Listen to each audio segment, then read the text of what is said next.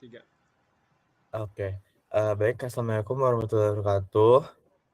Waalaikumsalam warahmatullahi wabarakatuh.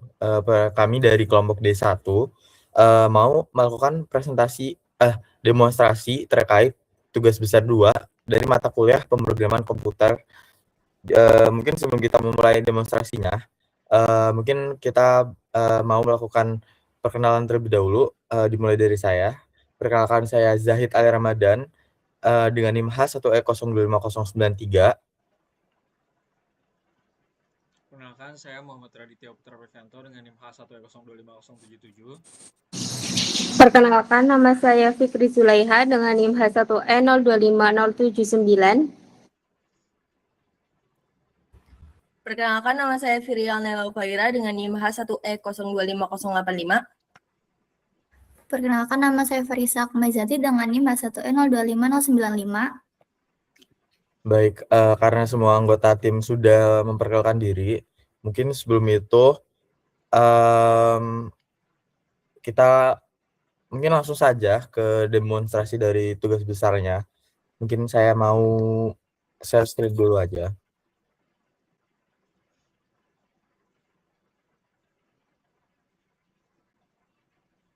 Oke, di sini mungkin kita langsung nge-run programnya aja.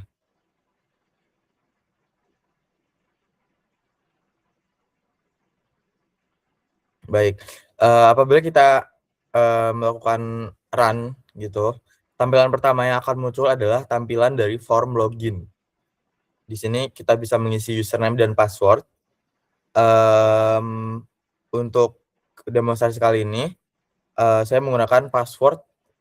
Kami menggunakan password dengan Jahid, dan passwordnya itu adalah Jahid777 seperti yang bisa dilihat. Di sini untuk username dan password sendiri itu bisa diganti di kelas login. Di sini kita tinggal ganti aja yang Jahid dan Jahid77-nya. Terus kalau kita bisa ada 2 pilihan sebenarnya di sini. Kita bisa ngarahin kursor kita ke button masuk, atau kita bisa langsung enter, ntar masuk tampilan utama. Kita bisa masuk. Salah ternyata. Jahid777. Salah lagi. Nah, itu. Jadi di tampilan utamanya itu bakal menampilkan form utama. Di sini di form utama bisa dilihat di sidebar-nya ada form pesanan, form bill of material, form gudang bahan baku, form purchasing, form produksi, form gudang barang jadi, dan form logistik. Nah, di tampilan pertama juga ada ucapan selamat datang serta menjelaskan bagaimana alur dari proses produksi itu sendiri. Mungkin kita langsung aja.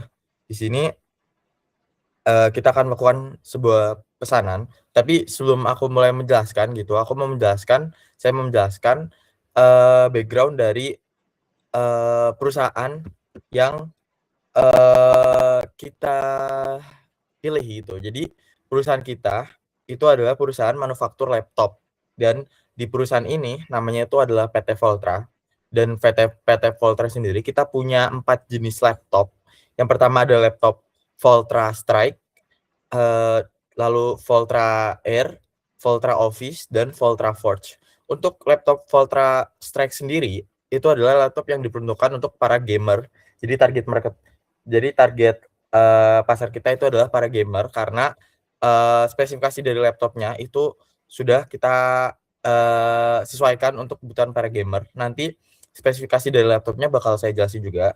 Sedangkan untuk laptop Office adalah laptop yang diperuntukkan untuk pekerjaan kantor seperti menggunakan Microsoft Word, Excel, dan lain-lain. Jadi bisa dibilang speknya itu lebih rendah daripada laptop Voltra Strike yang tadi. Terus ada laptop jenis yang selanjutnya adalah laptop Voltra Air. Voltra Air itu adalah laptop yang target pasarnya adalah pengguna harian gitu. Jadi digunakan untuk penggunaan harian. Jadi seperti menggunakan media sosial, nonton YouTube dan lain-lain.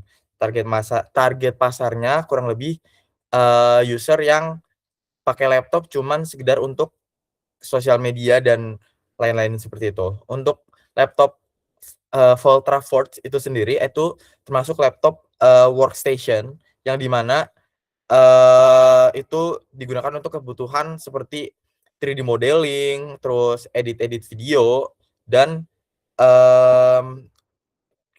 CAD, computer aided design. Intinya Voltra Forge ini tuh digunakan untuk aktivitas yang emang betul-betul perlu spesifikasi laptop yang mumpuni karena speknya juga mumpuni gitu.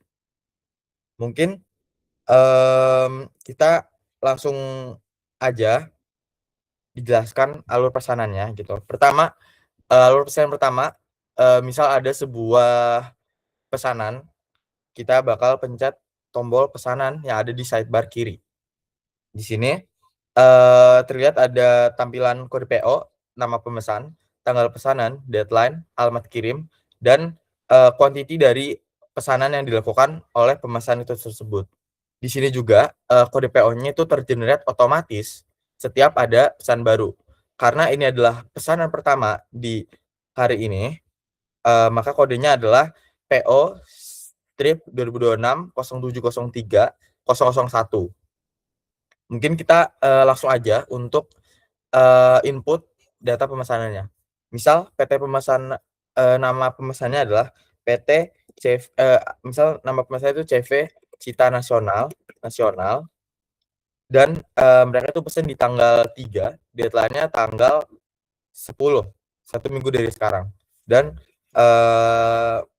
let's say alamat kirimnya adalah Jalan Blatter nomor 3 Jakarta di situ. Terus mereka memesan Voltra Strike sebanyak 70 unit, Voltra Office sebanyak 50, Voltra Air sebanyak 90, dan Voltra Forge sebanyak 40 gitu. Setelah kita masukkan input di semua textbox serta di semua daytime picker serta di textbook ini, kita bisa menekan tombol simpan pesanan. Setelah kita menekan tombol simpan pesanan, maka pesanan tersebut akan tersimpan di list view yang ada di bawah ini beserta jumlah dari masing-masing jenis laptop yang dipesan. Mungkin kita langsung saja mencet di tombol simpan pesanannya. Setelah kita simpan pesanan juga bakal muncul textbox seperti ini yang memberitahu bahwa PO tersebut itu telah tersimpan dan bisa langsung lanjut ke menu BOM untuk menghitung kebutuhan komponennya gitu. Lalu kita pencet OK. Bisa dilihat di sini muncul ya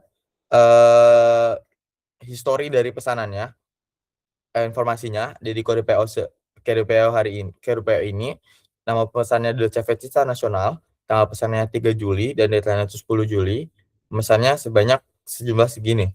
Setelah kita simpan pesanan, bisa dilihat di kode PO-nya itu menggenerate kode PO baru. Yang tadinya 001 jadi 002. Jadi kita bisa lanjut input terbaru. Tapi untuk kali ini kita bakal lanjut ke form berikutnya, form bill of material. Nah, di form bill of material ini kita bisa memilih kode PO sesuai dengan kode PO yang ada di pemesanan. Karena kode PO tersebut itu akan tersimpan lewat informasi dari pemesan itu akan tersimpan lewat kode PO. Nah, jadi kita bisa memilih saja di combo box ini gitu. Kita memilih kode PO yang mana. Misal kita memilih kode PO ini. Kita bisa klik saja, terus bakal muncul kebutuhan komponen apa aja yang dibutuhkan untuk membuat pesanan tersebut gitu. Nanti juga bakal ada kode BOM yang otomatis tergenerate sesuai yang logikanya itu mirip seperti logika di pesanan tadi. Setelah itu kita bisa hitung BOM-nya. Nanti bakal muncul quantity yang dibutuhkan itu berapa aja, karena di sini masih kosong karena kita belum pencet hitung. Nah, kita bisa pencet tombol hitung BOM. Nah, setelah itu, setelah kita mencet tombol hitung BOM, akan muncul message box yang menjelaskan terkait kebutuhan komponen itu sudah dihitung dan kita bisa klik simpan BOM untuk menyimpan data dari kebutuhan komponen yang kita butuhin. Nah, bisa dilihat di sini prosesor Intel i7 Gen 14 perlu 70, Intel Core i7 Gen 13 perlu 50, i3 Gen 13 perlu 90 dan i9 Gen 14 perlu 40 unit. Sampai bawah itu bakal ada. Nah, setelah itu kita bisa simpan BOM. Nah, setelah kita menyimpan BOM akan muncul message box yang memberitahu bahwa BOM-nya itu udah disimpan buat PO tersebut dan bisa lanjut ke form gudang bahan baku buat ngecek stoknya itu cukup atau tidak untuk melakukan produksi. Kalau nggak cukup bisa purchasing dulu. Oke aja. Terus kita next ke gudang bahan baku. Kita bisa milih kode PO-nya seperti yang tadi untuk ngecek apakah bahan baku apakah gudang sekarang itu cukup untuk melakukan produksi untuk memenuhi pemesanan yang tadi. Kita bisa cek. Tapi sebelum itu mungkin aku jelasin dulu ya. Di sini stok awalnya itu ada 10 per komponen dengan safety stoknya itu 2. Kita bakal cek kesediaan stoknya. Di sini kode BOM-nya udah dibuat. Kita bisa langsung klik cek ketersediaan stok. Kita akan cek. Setelah kita pencet cek ketersediaan stok, ini di sini bakal memberitahu apakah komponen tersebut kurang atau enggak. Contoh, misal di Intel Core i7 Gen 14. Di sini kita perlu 70 karena kita bikin 70 laptop Volta-Forge. Jadi yang pakai i7 Gen 14 ini adalah laptop Volta-Forge. Volta Strike. Volta Strike. Kita kan tadi pesanan itu 70 Volta Strike. Jadi perlu 70 Volta Strike. Nah, karena stoknya itu cuma 10, jadi kita perlu beli 62. Kenapa kita belinya 62 bukan 60? Karena kan 70 kurang 10 itu kan 60 ya. Kenapa belinya 62? Karena 2 ini adalah safety stock dari komponen tersebut. Kurang lebih sama seperti di bawah-bawahnya. Mungkin aku jelasin terkait RAM-nya ya. Mungkin nanti aja deh.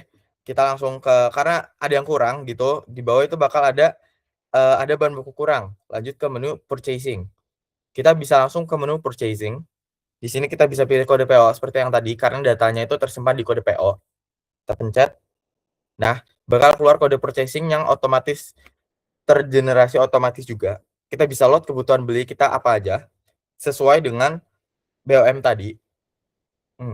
Nah, setelah itu kita pencet, bakal muncul kuantitinya serta harga satuan serta total harga dari barang yang bakal kita beli untuk keperluan produksi. Nah, di sini jumlahnya itu ada total biayanya itu ada 2.055.240.000 gitu.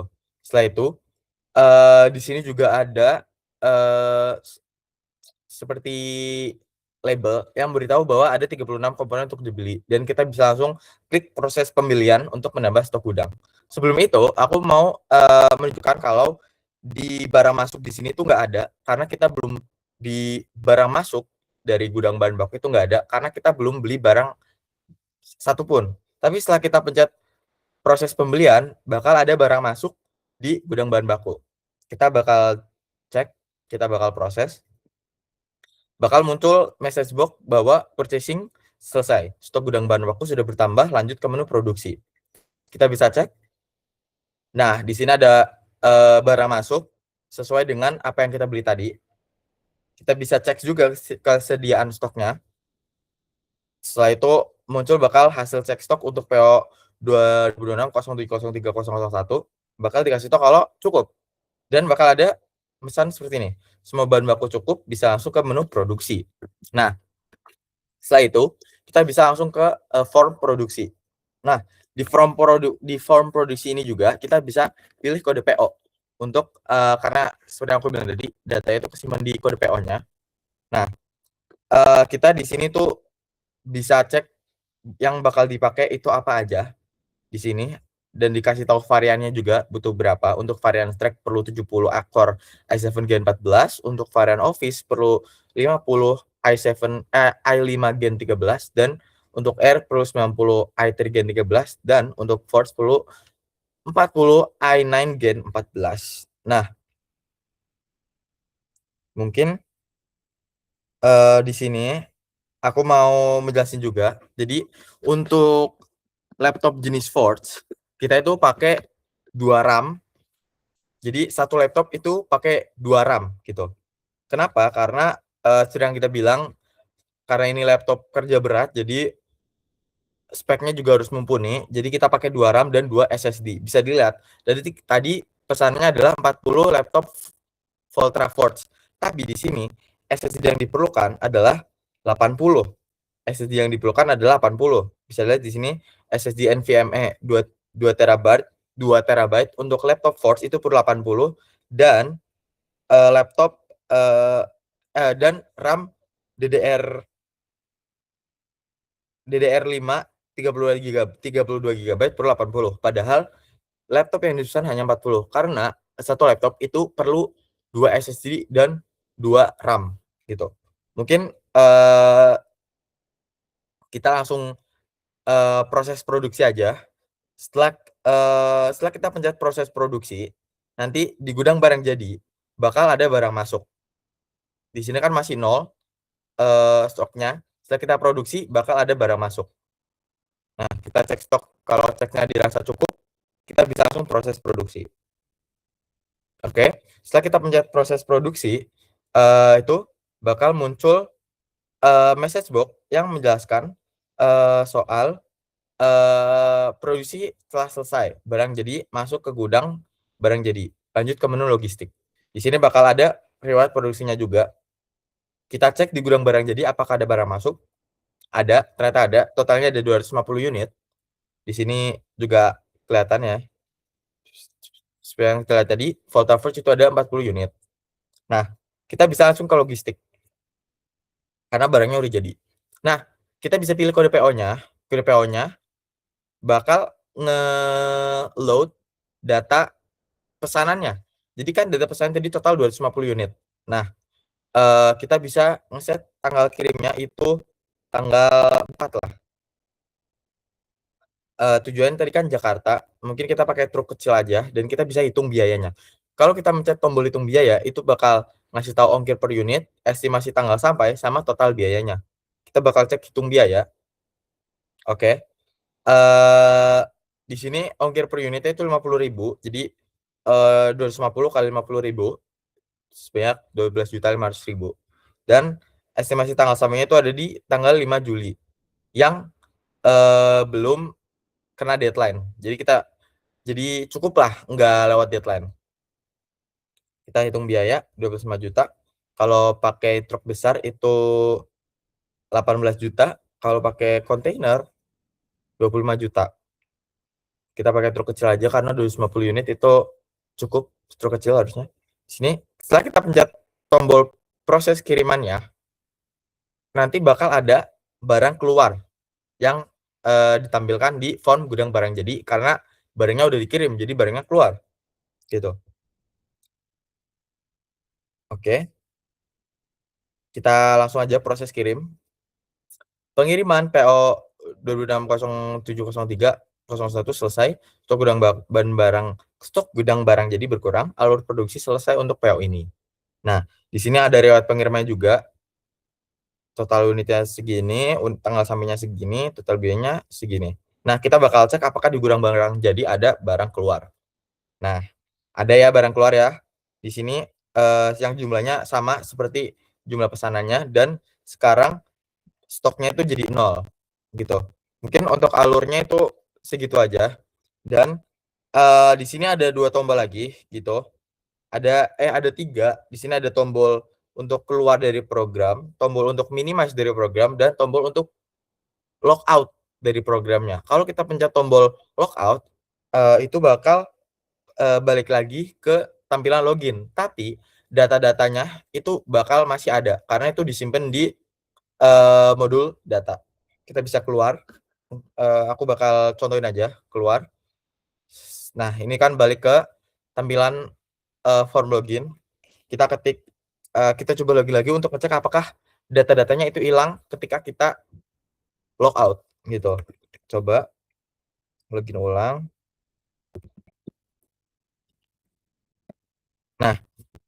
Nah, bisa dilihat data-datanya itu masih ada. Barang masuk dan barang keluar itu masih ada. Bisa dilihat di sini masih ada ya. Nah, untuk tombol minimize sendiri ini fungsinya cukup jelas untuk meminimize program itu. Nah, ini program jadi minimize. Untuk kalau tombol silang ini yang warna merah itu fungsinya untuk nge-close program itu sendiri. Mungkin karena penjelasan dari demonstrasi program ini udah cukup selesai, mungkin bisa aku close aja programnya. Nah, itu programnya itu bakal otomatis berhenti untuk nge-run gitu. Mungkin karena demonstrasi dari program ini udah selesai, mungkin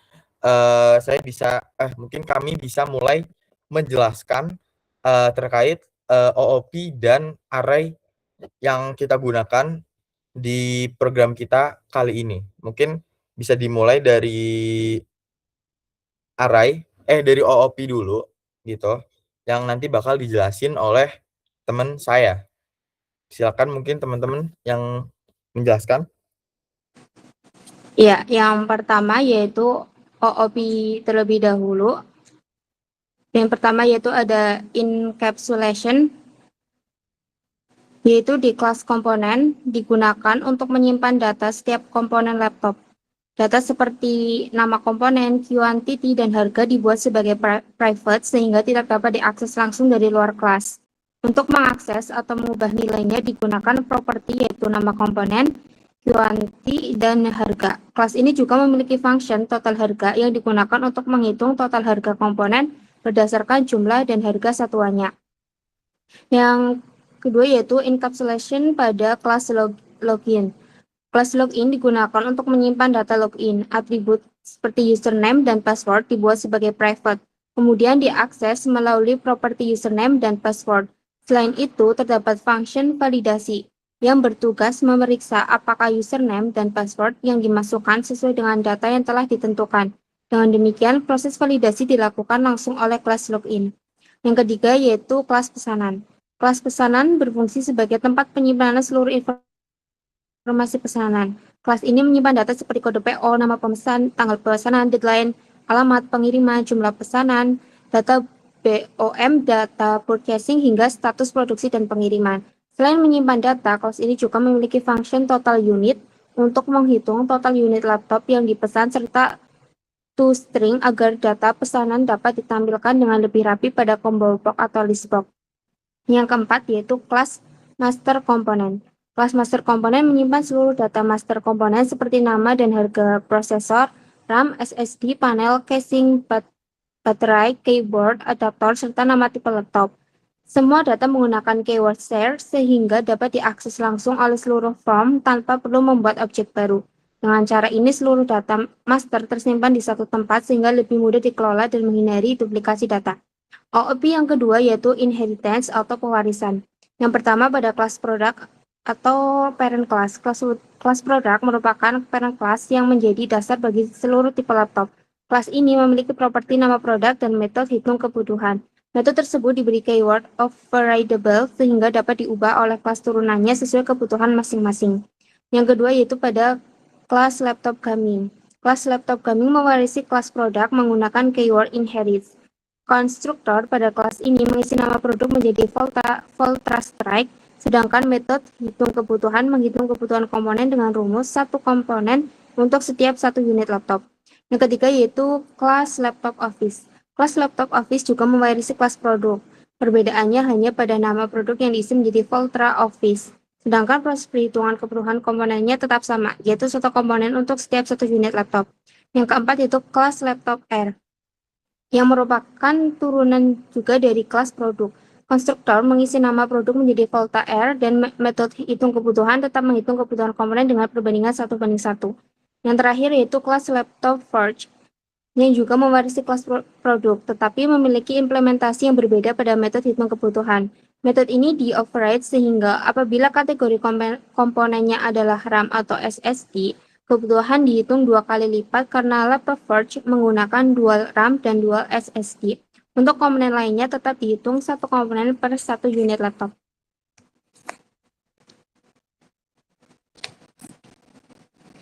Untuk OOP yang selanjutnya akan dijelaskan oleh teman saya. Oke, untuk OOP selanjutnya yaitu polymorphism yang digunakan pada program ini itu dideklarasikan pada kelas CLS product dan digunakan pada kelas form BOR. Nah, dalam codingan ini itu kita kan punya 4 jenis laptop, yaitu yang pertama ada Strike, yang kedua ada Office, 3 Air, dan yang keempat itu Forge. Karena mereka ini memiliki nama dan cara memanggil yang sama persis, jadi kita tuh cukup bikin satu codingan aja yang codingannya itu bisa di-overridable atau nanti dapat di-override. Contohnya itu seperti public overridable function, begitu juga dengan yang lain. Mereka itu cuma bedanya, yang pertama itu kan overridable, yang selanjutnya itu bisa di-override atau mereka tuh ngambil cara pemanggilan yang sama dengan codingan yang di-overridable. Nah, untuk namun di sini itu kita memiliki laptop yang membutuhkan 2 RAM dan 2 SSD yaitu Forge, maka ditambahkan codingan berupa RAM atau SSD-nya itu membutuhkan 2 RAM dan SSD. Selanjutnya itu ada constructor offloading pada kelas CLS komponen. Yang dimana bisa di scroll ke bawah dulu agak ke atas sedikit. Nah, itu ada. Yang dimana di sini itu ada subnew-nya itu ada 2 yang menandakan ada 2 constructor yang dengan nama sama yaitu new, tapi mereka itu berbeda jumlah parameternya. Habis itu yang ketiga itu ada shared class, di mana codingan ini tuh ada pada kelas CLS master component. Nah, di sini itu ada public shared nama prosesor dan lain-lain. Nah, di mana semua data ini itu milik class, bukan milik objek tertentu. Contohnya, kita tuh nggak perlu manggil dengan new class master component buat manggil. Bisa langsung dengan CLS master component, contohnya titik nama prosesor gitu. Nah, metode hitung kebutuhan yang tadi kita bahas itu bakal dipanggil dalam loop array2D yang bakal dijelasin sama Farisha dan Radit. Lanjut. Oke, baik. Terima kasih. Tadi sudah dijelaskan mengenai konsep OOP seperti kelas pesanan, kelas produk, dan objek-objek lainnya. Nah, objek-objek tersebut tentunya membutuhkan tempat untuk menyimpan data. Pada program ini, data tersebut disimpan menggunakan berbagai jenis array, baik array 1 dimensi maupun 2 dimensi. Yang pertama adalah array 1 dimensi pada kelas master component. Di file tersebut terdapat data seluruh komponen laptop. Setiap kategori komponen laptop memiliki 2 buah array yang saling berpasangan atau disebut parallel array. Array pertama menyimpan nama prosesor, sedangkan array kedua menyimpan harga prosesor. Kedua array tersebut memiliki ukuran yang sama, yaitu 4 elemen, karena program memiliki 4 varian laptop. Indeksnya adalah indeks 0 untuk Strike, indeks 1 untuk Office, indeks 2 untuk Air, dan indeks 3 untuk Forge. Pola yang sama digunakan untuk seluruh kategori komponen lainnya, seperti mainboard, RAM, SSD, panel, casing, dan lainnya. Jika dihitung seluruhnya, terdapat 18 array 1 dimensi. Seluruh array tersebut menggunakan keyword share, sehingga dapat diakses langsung menggunakan nama kelas tanpa harus membuat objek terlebih dahulu. Selain itu, terdapat juga array 1 dimensi, yaitu nama tipe laptop. Array ini yang digunakan untuk menyimpan nama dari 4 tipe laptop yang ada pada sistem. Array 1 dimensi berikutnya terdapat pada file kelas pesanan. Pada public quantity 3, array tersebut digunakan untuk menyimpan jumlah pesanan setiap varian laptop dalam satu purchase order. Array ini kemudian digunakan pada metode total unit. Nah, metode ini menjumlahkan seluruh isi array untuk memperoleh total unit laptop yang dipesan. Pada bagian ini tidak digunakan perulangan karena jumlah elemennya tetap hanya 4. Selanjutnya kita masuk ke bagian array 2 dimensi. Array 2 dimensi digunakan untuk menyimpan data yang memiliki 2 kategori indeks sekaligus. Di dalam file kelas pesanan terdapat deklarasi kebutuhan komponen, kebutuhan beli, serta di dalam file mode data terdapat stok gudang dan safety stock.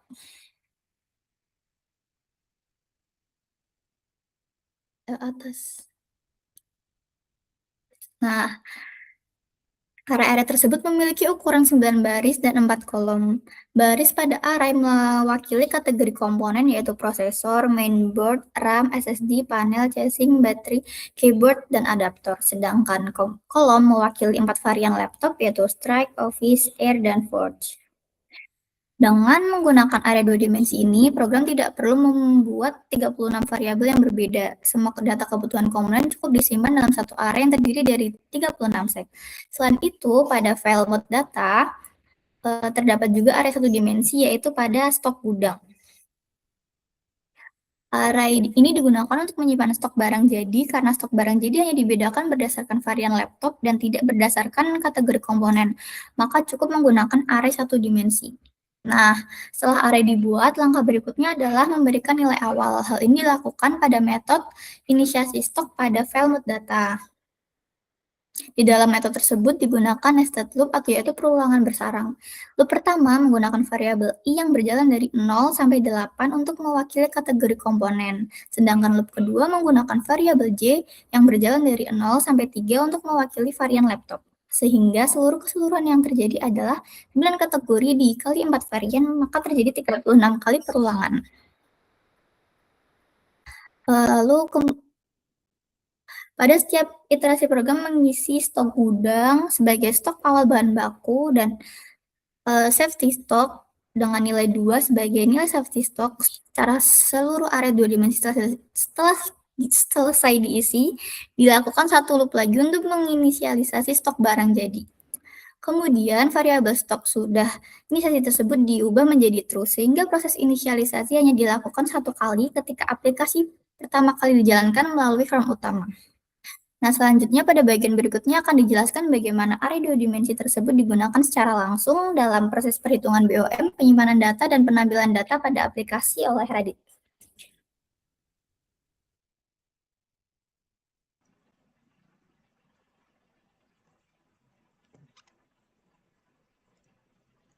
Oke, lanjut dari Farisa. Tadi kan Farisa udah ngejelasin soal struktur arraynya. Sekarang di sini saya bakal ngejelasin gimana array 2D ini benar-benar dipakai di program, bukan cuma nyimpan data doang. Semua yang dibahasnya ada di form BOM. Nah, ini juga di sini tuh titik ketemunya bagian OOPS yang dijelasin sama Nai tadi. Jadi di form ini ada array 2D lokal yang tadi namanya nilai BOM 8,3. Ini buffer buat nampung hasil hitungan sementara sebelum disimpan permanen. Pas user klik tombol hitung, program jalanin 2 loop bersarang, yaitu for i dari 0 sampai 8 buat kategori komponen. Di dalamnya for j dari 0 sampai 3 buat varian laptop. Total 36 kali muter. Tiap kombinasi kategori varian ini, program ambil dulu quantity pesanannya dari pesanan aktif.quantity yang ada dalam kurung j. Nah, kalau quantity-nya lebih dari 0 baru diproses. Kalau enggak, langsung diisi 0 aja, nggak usah dihitung. Nah, pas diproses, program manggil get product by index dalam kurung j buat dapetin objek laptop yang sesuai. Tadi kan dijelasin juga sama Nai kan, buat factory method yang dibalikin salah satu dari 4 subclass product. Abis dapet objeknya, langsung dipanggil product.hitung kebutuhan dalam kurung quantity, nama kategori dalam kurung i. Ini dia metode yang tadi Nai jelasin soal polymorphism. Kalau yang kepilih Forge, otomatis yang jalan itu versi hitungannya Forge yang RAM dan SSD-nya dikali 2. Hasilnya baru disimpan ke nilai BOM dalam kurung i, j sama dengan 0. Yaitu. Jadi intinya array 2D ini di sini fungsinya kayak peta, tiap selnya itu hasil dari pemanggilan metode OOP yang beda-beda tergantung objeknya apa. Arraynya nampung tapi yang ngisi itu logic dari OOP. Lalu selanjutnya ada dua proses lain yang mirip sama-sama nested loop I dan J. Pertama, pas user ganti pilihan PO di combo box. Ini kejadian di event combo combo kode PO selected index change. Kalau PO itu udah pernah di BOM sebelumnya, dari pesanan aktif sudah BOM sampai dengan true, program loop buat nyalin data dari pesanan aktif kebutuhan komponen dalam kurung I, J itu array 2D yang nempel permanen di objek pesanan ke buffer tampilan nilai BOM. Jadi data lama otomatis muncul lagi di layar begitu PO-nya dipilih. Kebalikannya pas user pencet tombol simpan BOM, program loop lagi, tapi kali ini arahnya kebalik, nyalin dari nilai BOM balik ke pesanan aktif kebutuhan komponen dalam kurung I, J.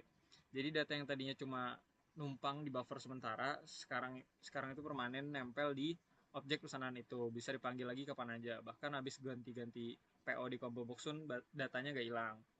Terus selanjutnya ada metode menarik namanya get nama R.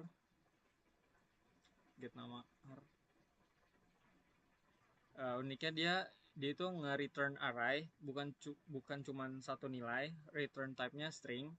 Jadi tergantung kategori yang lagi diproses, dia balikin salah satu dari 9 array yang tadi jelasin Farisa, kayak nama prosesor, nama RAM, dan seterusnya. Itu tuh dipakai pas programnya ngerender table yang muncul di layar di method refresh grid. Di situ ada loop for I lagi buat kategori, terus di dalam loop itu langsung manggil get nama R array dalam kurung I buat minjem array nama partnya yang sesuai kategori yang lagi jalan. Baru habis itu for J buat ambil nama spesifik per variannya, nama R dalam kurung J. Jadi programnya nggak perlu nulis 9 blok kode terpisah buat 9 kategori, cukup satu loop generik aja. Terakhir ada satu lagi yang agak beda di daftar pesanan di mod data.vb. Itu bentuknya list of class pesanan. Jadi bukan array biasa isi angka atau teks, tapi array dinamis isinya objek. Ini dipakai buat nyimpan semua data pesanan yang pernah dibikin dan dipanggil pakai for each. Misalnya di fungsi cari pesanan. Buat nyari pesanan berdasarkan kode PO. Ini jadi bukti kalau array itu gak cuman buat nampung angka doang, kayak yang tadi bahas Farisa, tapi bisa nampung objek hasil dari OOP yang dijelasin Fikri sama Nay di awal tadi. Nah, jadi kalau ditarik garis besarnya, sistem BOM di aplikasi ini tuh gabungan dua konsep besar, OOP yang ngatur gimana tiap produknya punya cara hitung sendiri-sendiri, dan array yang jadi wadah buat nyimpen serta ngatur semua data itu secara terstruktur. Dari array 1D, satu dimensi yang simple, sampai array 2D yang isinya hasil kalkulasi objek-objek tadi itu. Mungkin sekian presentasi dari kelompok kami. Kurang lebih mohon maaf, bila ada salah kata mohon dimaafkan juga. Wabillahi taufiq wal hidayah. Wassalamualaikum warahmatullahi wabarakatuh. Waalaikumsalam warahmatullahi wabarakatuh. Waalaikumsalam warahmatullahi wabarakatuh.